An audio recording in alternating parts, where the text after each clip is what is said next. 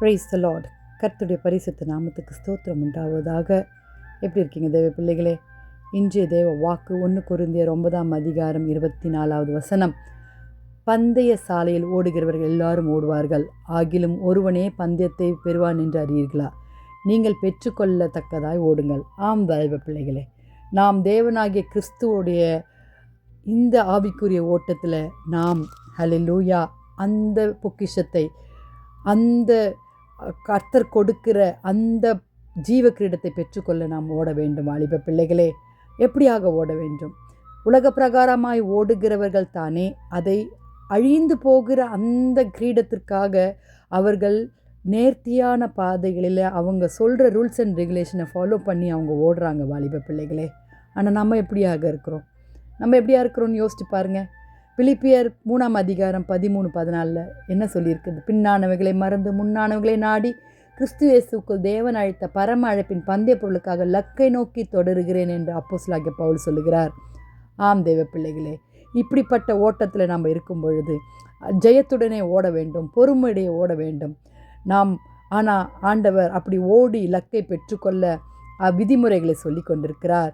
ஆம், நம்மளுடைய வாழ்க்கையில் தேவ பிள்ளைகள் ஆனாலும் சரி, தேவ பிள்ளைகள் இல்லாதவர்களானாலும் சரி, பாவத்தை விட்டு ஓட வேண்டும், முன்னானவர்களை நோக்கி ஓட வேண்டும். ஹல்லேலூயா. இச்சை அடக்கத்தை விட வேண்டும், விட்டு உலக பிரகாரமான ஆசைகளை விட வேண்டும்.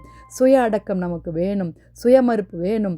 ஹல்லேலூயா. எல்லாவற்றிலும் ஹல்லேலூயா நாம் தேவன் கொடுத்த நியமங்களை நாம் ஆண்டவர் கொடுத்த கமாண்ட்மெண்ட்ஸை நாம் ஃபாலோ பண்ணணும் வாலிப பிள்ளைகளை. ஹல்லேலூயா. கர்த்தர் தாமே எப்படிப்பட்ட ஒரு ஓட்டத்தை ஜெயத்துடனே ஓட, லக்கை நோக்கி ஓட நமக்கு உதவி செய்வாராக.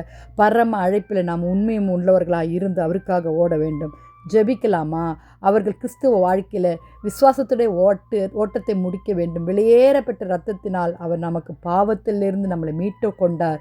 ரட்சிப்பை காத்து கொண்டு அழியாத நீதியின் கிரீடத்தையும் நித்திய ஜீவனையும் பெற்றுக்கொள்ள நம்முடைய குறிக்கோள், நம்முடைய இலக்கு இயேசு கிறிஸ்து என்னும் ஒருவர் மாத்திரமே. கர்த்தராகிய இயேசுவை ஏற்றுக்கொண்டு மனம் திரும்பி ரட்சிக்கப்பட தேவன் அழைத்த அழைப்பின் பரந்தே பொருளை பெற்றுக்கொள்ள ஓடுகிறவர்களாக நாம் காணப்பட வேண்டும். வாலிப பிள்ளைகளை ஜெபிக்கலாமா? துதிகளின் மத்தியில் வாசமாக இருக்கிற எங்கள் பரலோக தேவனே, அப்பா, நாங்கள் ஆண்டவரே அப்பா பந்தய பொருளை பெற்றுக்கொள்ள ஓட கிருபை பாராட்டுங்கப்பா. உங்கள் கிருபை எங்களுக்கு இருக்கணும் ஆண்டவரே. ஆமாப்பா, ஸ்தோத்திரம் ஆண்டவரே. ஓடி ஆண்டவரே நித்திய ஜீவனை பெற்றுக்கொள்ள அப்பா நாங்கள் தீர்மானம் எடுக்க எங்களுக்கு உதவி செய்யுங்க சுவாமி. ஒவ்வொரு வாலிப பிள்ளைகளையும் ஜீவ கிரீடத்தை பெற்றுக்கொள்ள உதவி செய்யுங்க. பாவத்திலிருந்து விடுபட உதவி செய்யுங்க சுவாமி. துதி கன மகிமை உமக்கே செலுத்துகிறோம் கர்த்தாவே. அப்பா, நீங்கள் பெருகணும், நாங்கள் சிறுகணும் அப்பா. ஆண்டவரே நீதாமே மகிமைப்படுங்க. இயேசுவின் மூலம் ஜெபம் கேளும் பிதாவே.